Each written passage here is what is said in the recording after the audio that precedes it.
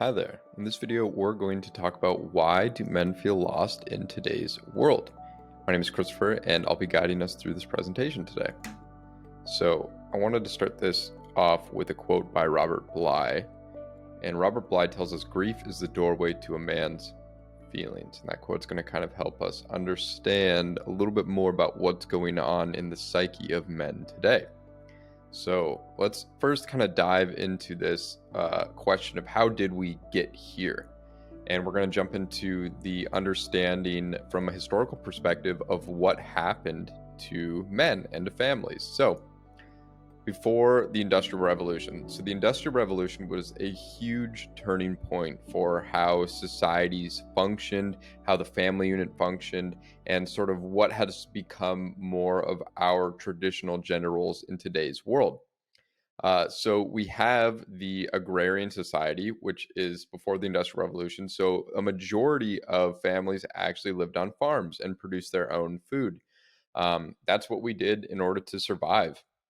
Many families also lived in cottages as well. So the entire family unit was involved in the economic process of keeping the family unit alive. And there were clear gender roles. There were more distinct gender roles, with men typically engaged in labor outside the home while women managed domestic affairs. And I'm not saying that this was right or wrong. I'm just saying that this is how it was before the Industrial Revolution. This is what societies typically looked like. And what that meant is that both the father and the mother were typically in the home and the children were helping with the work as well. Whether or not that's a good or bad thing is a whole different discussion. I'm just explaining here what life was like before the Industrial Revolution. So during and after the Industrial Revolution, what we see is a shift. So we see urbanization. So this basically meant that factories needed workers at the time. They needed labor for all of the materials and different products that they were creating. And so what ended up happening was that a lot of the families ended up having to leave their farms and go and work in a factory. It usually meant that the men would go and work in the factory. And obviously, with child labor laws, children were as well. But typically, that meant that men would go and work in the factory and then leave the woman and the child to basically be domesticated inside of the family unit. And obviously, women worked a lot as well in factories. So this basically had a change from this idea of working together as a family unit to now having both men and women leaving the house and working in a factory setting in order to earn money. And so there was a shift in gender roles. And so men essentially became the quote unquote breadwinners of the family. And women began to kind of take on more of the domestic role within the household. And want to emphasize that women and men both worked in factories as well. This wasn't just a man's thing. And so after the Industrial Revolution, this meant that there's also working longer hours. Men time now equals money. Beforehand, people were just working for the food that they had. Now all of a sudden you're working for an hourly wage, which means that the longer I work, the more money I make. And so it's this interesting paradox that I'm making money for the family, but I'm spending less time for with the family is by doing so. And so now we see that the traditional roles that the man and the woman of the household who are now leaving the factories are not interacting with their children in the same way. And this happened a lot more with men as well. And so what that meant was that there was a huge impact on fatherhood. So this created a distant and overworked father, absent from home and long hours. So what this meant is that Robert Bly describes this as well, is that the man, when he worked with his children in a agrarian culture or in the farm setting, he was giving them both the temper and the teaching. So yes, of course, men still had tempers, but they also had the wisdom and the teaching that they were giving their children as well while working with their sons, while working with their children. And now in this society, they come home after work of being exhausted and they are only left with the temper, and the children don't get the teaching. So all they see is this angry father who now leaves throughout the day. And Robert Bly basically discusses in his book Iron John that when the father leaves the household and is not interacting with the child, with the son, then what happens in the psyche of that little boy is a dark figure sort of emerges as who the father is, because the child has no idea what the father is doing during his day-to-day time. Whereas in the previous times, the father would be teaching him, and not necessarily even teaching him directly through, like in a teaching sense as a teacher and a student, but in the sense of the boy would be spending time and through osmosis learning what it means to be a man and learning how men operate and work in the world. And without that, a man ends up taking on a woman's mode of feeling, and especially in today's world where a lot of the women are stay-at-home mothers. And obviously women are working a lot more today, but a lot of the women still are working at home, and children don't have that same relationship with their fathers, and they aren't able to learn um, through osmosis what it means to be a man in today's world. So the love unit most damaged by the Industrial Revolution has been the father-son bond. And this is because a lot of the young girls still had their mothers in the household, and the young boys still had their mothers in the household. They were able to still relate with them, whereas beforehand, the father would have also been there. And so because of that, the young boys don't get to develop that same relationship with their father that they used to be able to, which young girls still do in most cases have that opportunity to develop that with their mother. And obviously this has a huge impact on young women as well, but this video is more predicated on speaking to the lostness experienced and felt by men in today's world. So the role of the father in traditional societies and tribal times was to provide structured rites of passage, was to help initiate the boy into manhood. And this was actually done by other fathers. It wasn't necessarily done by the father of the son, but there was a society in which other older men were able to help guide the boy into manhood. There were defined roles and expectations. This is what men do. Here's where we go out. And then the father as a guide. The father figure played a crucial role in guiding and initiating men into adulthood. Now, I'm not making an argument that we need to go back in time and create very structured and specific gender roles. And I'm not arguing either that we need to be teaching men necessarily exactly who they need to be. What I'm offering here is how do we move forward knowing this information, knowing that we're in a period of transition, knowing that we're in a period of men seeking something from other men, from society, and feeling lost or hurt by society in some way. How do we move forward in a way that holds both men and women in a healthy way that can help everyone to essentially live as who they are without feeling the shame or the blame for um, expressing their authentic nature? So right now in America, and this is actually very common across most traditional or most Western cultures and some other cultures as well, is that there's a father crisis occurring. So 17.8 million children, or 1 in 4 children without a biological step or adoptive father at home. And 1 out of every 3 children do not have their biological father in the home. So a third of our children are growing up without their biological father, and a fourth are growing up without any father in the home. And so research shows when a child is raised in a father-absent home, they're affected in the following ways. And I'm just going to read these off, and I just want each one to soak in and maybe touch you just to help bring some understanding of why it's so important that we do have fathers in the household. So the children are affected in the following ways: 4 times greater risk of poverty, more likely to have behavioral problems, 2 times greater risk of infant mortality, more likely to go to prison, more likely to commit crime, 7 times more likely to become pregnant as a teen, more likely to face abuse and neglect, more likely to abuse drugs and alcohol, 2 times more likely to suffer obesity, and 2 times more likely to drop out of school.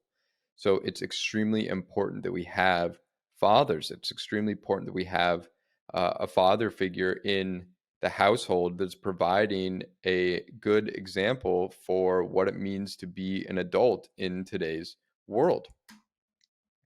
Robert Bly talks about this idea in his book, The Sibling Society, that we now live in a horizontal versus a vertical society. And so what that means is that each generation is considered, let's say each generation is this arrow here, that our generations in the past were interacting in a vertical way, meaning that young children were interacting with elders, and elders were interacting with adolescents, and adolescents were interacting with middle-aged individuals as well. So there was this vertical society, meaning that everyone was interacting with each other across different generational time spans. Whereas now, most of our generations typically stay exactly where we don't typically interact in that same way between spending time with older men or spending time with older women or spending time with different age groups. We typically interact within our particular generation, and we can see that just like how culture is developed within a particular generation and how other older generations don't understand what's going on with the younger generations, and vice versa, that the younger generations don't really understand what's going on with the older ones. There isn't that vertical osmosis that's taking place that allows for us to learn as children and young adolescents what it means to be an adult in today's world. Another reason men are feeling lost in this world is that there's an impaired feeling function in men. Now, when young boys were able to see their fathers at work on a day to day basis, they were able to see what and how a man feels and learn the feeling function.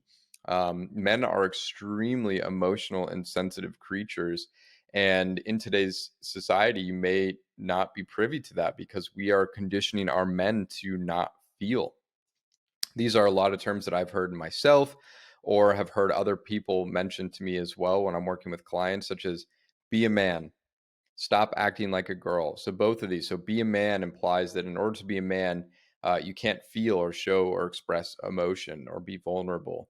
Stop acting like a girl. This phrase here implies that somehow being a girl is a form of weakness, and that not only is that demeaning towards girls and women, but it's also demeaning towards a man, saying that in some way showing these predominantly traits that are quote unquote woman traits, such as expressive emotion, intuition, are perhaps not acceptable for a man to experience.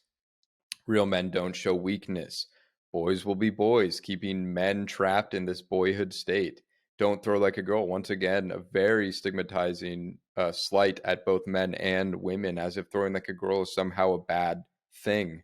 I'll give you something to cry about, right? So having shame towards emotional expression and vulnerability. There's this idea in our ethos that if, as a man, if we are to express or show emotion, that's a sign of weakness. And let's get something very straight here. It takes a warrior to cry, that it is extremely courageous to be able to feel our emotions. And that's the idea of the quote at the beginning of this presentation, is that our grief, our access to our emotions is also where we find ourselves. And we feel lost when we don't have access to these internal parts of who we really are. We don't have access to our emotions and our feeling body. Then we don't know who we are or where we're going. It's really difficult to listen to our body, which is a huge source of information about how to orient ourselves in the directions that we're going in life. And so if we feel that we have a lack of purpose or feeling lost in life, it's typically because we don't have access to our internal guidance system, to our nervous system, to our emotions inside of us, telling us what is right for us and being able to trust what's happening inside of our bodies. A lot of the men I work with have a very difficult time connecting with their bodies. They're very heady. They're very intellectual. They stay up in their heads and they're rationalizing as opposed to just feeling what's going on inside of their bodies. And that's very common for men and women as well, but especially for men to have intellectualization as a defense mechanism to protect themselves from feeling what's going on in their bodies.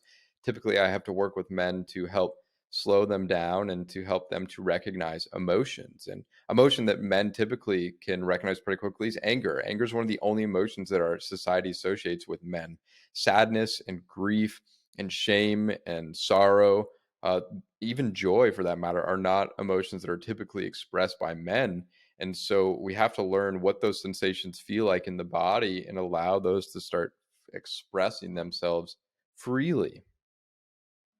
So the paradox is that in order to become more masculine, we must become more feminine. We have to get in touch with our feelings, our intuitive side, in order to become more whole and more secure in our masculinity as well.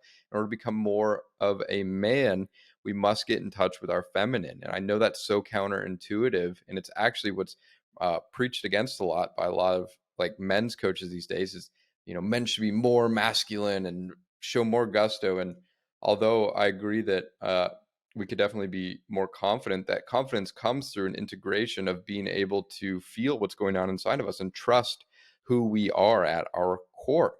So our strength actually comes from our softness, our compassion, and our ability to love. It comes in our gentleness. Our strength comes in our ability to be delicate with other people and to learn how to be compassionate. I'm not saying, and I'm not arguing that a man can't also be dangerous at the same time in terms of his ability to set boundaries and learning how to fight in a sense that could protect himself and others. But what I'm saying here is that a man's ability to be compassionate with others is actually a strength and not a weakness. And it takes vulnerability and emotion and connection to oneself in order to do that. And it takes courage for a warrior to cry. Remember that. A lot of men that I work with who haven't cried for years will, at some point during our work together, just break down crying. And it's one of the most beautiful moments because they finally let go and surrender and allow the feelings that they have kept at bay for so long to start coming through. And it's extremely beautiful to witness, but there's so much healing that comes from that.